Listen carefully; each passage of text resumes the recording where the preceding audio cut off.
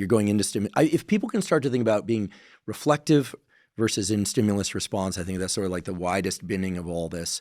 I have to say the shower. I've talked about this thing about why people have insights in the shower with my friend. I'd love to introduce you to him at some point. We've been friends since we were 7 years old. My friend, Dr. Chang, he's a neurosurgeon and the chair of neurosurgery at UCSF, and he studies speech and language. And he's taken people with locked-in syndrome and developed AI algorithms so that they can speak through a screen with their face moving in real time by decoding human speech or human speech cortex. And a truly brilliant individual. He's been on this podcast. He'll come back again.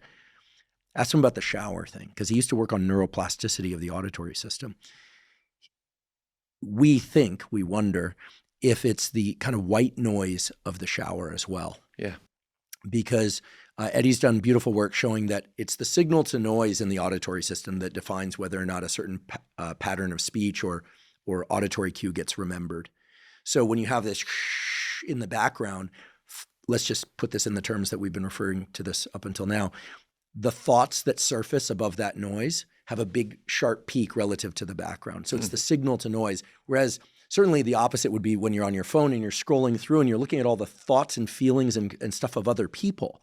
So how do you capture your own thoughts in terms of which are and filter them through what's meaningful and what's not meaningful is I think a actually really important question to begin with.